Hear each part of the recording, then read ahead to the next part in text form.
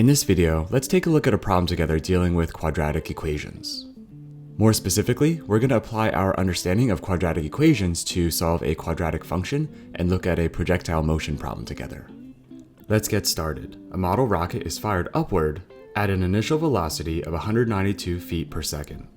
We're going to go ahead and use the function h of t is equal to v naught times t minus 16t squared to represent the relationship between time and the height of the rocket, where v naught represents the initial velocity in which it was fired in feet per second.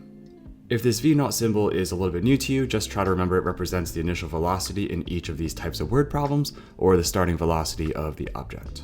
Since we are told that the initial velocity is going to be this 192 feet per second, we can write down that this v naught is equal to 192. And if we go ahead and take our original function and substitute in this 192 for v naught, we're going to get the function that the height in respect to time is going to be 192 times t minus 16t squared. Now, while this is a quadratic equation because the highest exponent or power here is a 2, let's go ahead and rewrite this so it's in standard form. It might be a little bit easier for you to recognize. Hopefully this looks a little bit more familiar because now it's in standard form. Now that it's written in standard form, we know that our leading coefficient is a, or negative 16. This 192 would be b, and then we're adding nothing on at the end, so c would be equal to 0. So you could go ahead and use the quadratic formula, or this would be our a, b, and c value when we're just dealing with quadratics, which you hopefully have seen before.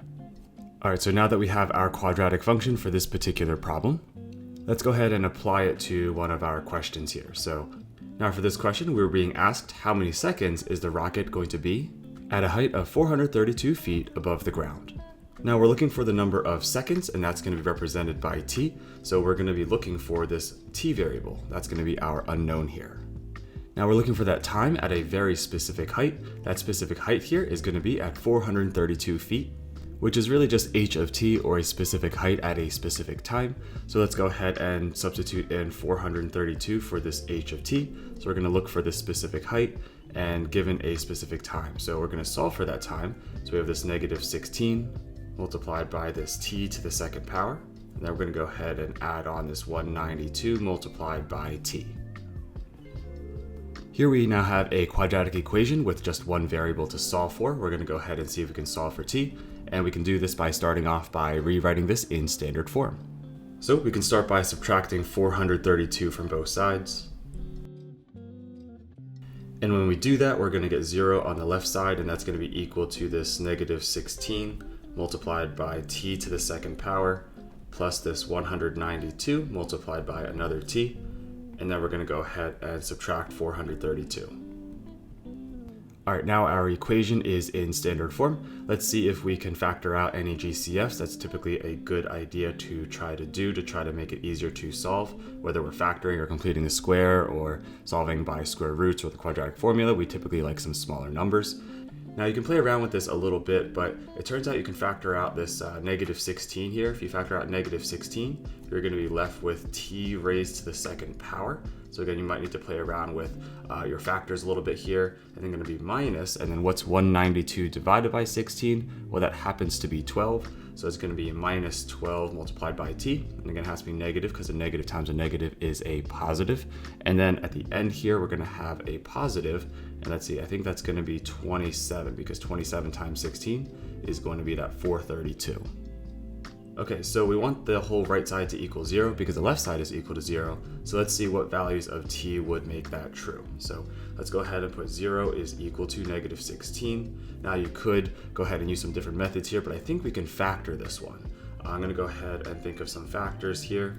I believe, if I'm not mistaken, that we could put t and t here. And because 27 is positive, we need 2 positives or 2 negatives.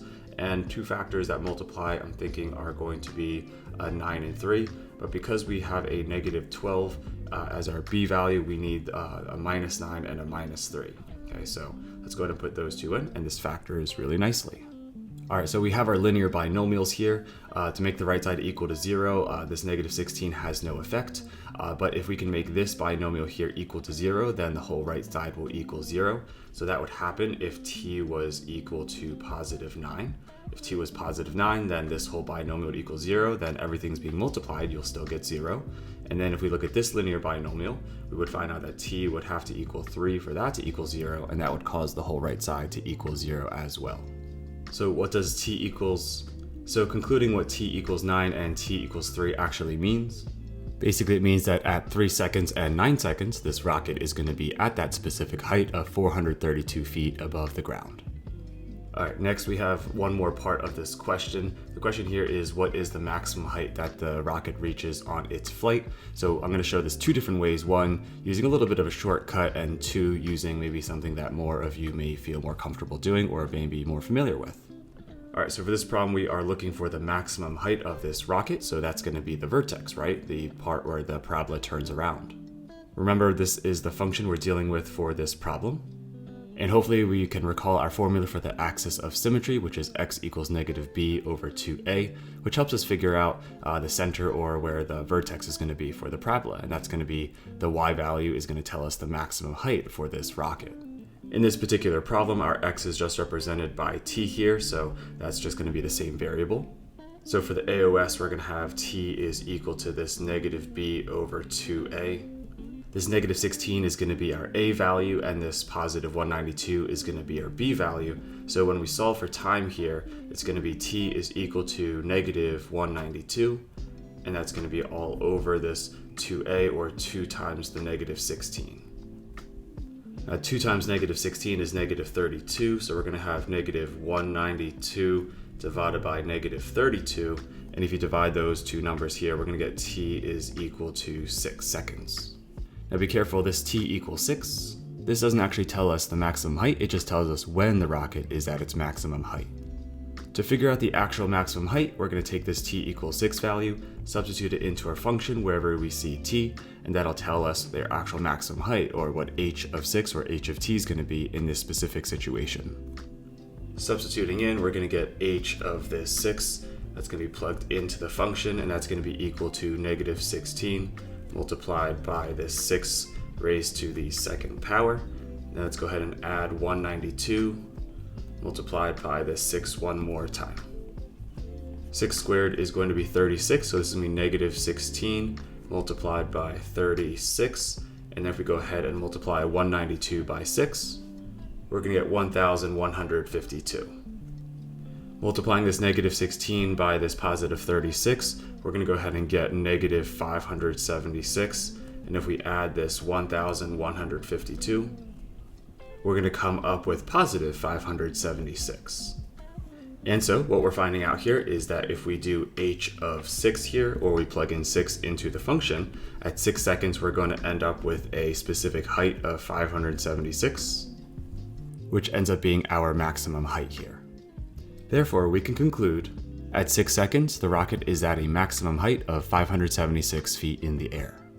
Now, just a little side note, if you wanted to try a different method, you could avoid using this whole AOS formula by just remembering that parabolas are symmetrical. So if we found out earlier that t equals 9 and t equals 3, that this rocket was at the same height of 432, that means that the AOS has to be in the middle of those two things. So if we know that at 3 seconds and 9 seconds the rocket is at the same height, that means that halfway between those, or the average of those two times, must be the center of this. So if you were to go ahead and take this 3 and then take this 9 and add them together and divide by 2, or find the average of them, that's going to be 12 divided by 2, that's going to equal 6. So you could do that quick little calculation if you know that is what it's going to be symmetrical. So again, at t equals 3 and t equals 9, the rocket was at the same height. So halfway in between them must be the middle. So you could avoid all the AOS calculations and just know t equals 6. And you still have to plug that into the function to find the maximum height, to find the y value, or h of that 6. But that may be more helpful to getting you that t value in the middle a little bit quicker. And so finding the average of those two time values would tell you the middle of this parabola, or the AOS.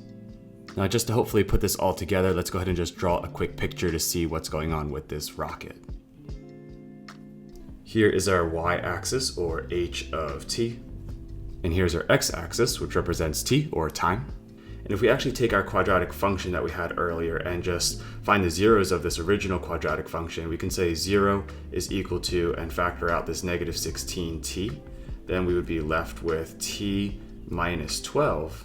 Then if we took a look at it like this, we could actually find out where the rocket is on the ground, right? And so if we did this, then we could find out that t, just by looking at this first part, to make this whole right side 0, this t could equal 0. If t was 0, the whole right side would equal 0. And looking here, we can see that t, if is equal to 12, that the rocket is also going to be on the ground. That being said, t equals 0 would be right over here on our graph, and t equals 12 could be maybe something like this. And so the path of a rocket would look something like this, where it starts at the ground at time equals 0, and then hits the ground when time is 12. So this is 0, and this is 12. Just a moment ago, we found our AOS, and that's going to be right over here, where t was equal to 6 seconds. And when 6 seconds went by, we found out that we had a maximum height of 576 feet. And in part A, when we found out that t was equal to 3 seconds and t was equal to 9 seconds, that the height of this rocket was going to be at 432. And so you can see that as the rocket is going up, it passes this 432 one time on the way up. And you can also see that on the way down, it's going to pass this 432 a second time. So here is the first time it happens, and here's the second time it happens, once on the way up and once on the way down. Alrighty, so that just about wraps up this video on a practice problem dealing with projectile motion, where we're given an initial velocity. If you found the video helpful, please consider giving it a thumbs up and sharing with a classmate or friend who might also find it helpful. And as always, keep up the great work that you're already doing, and I'll see you in the next one.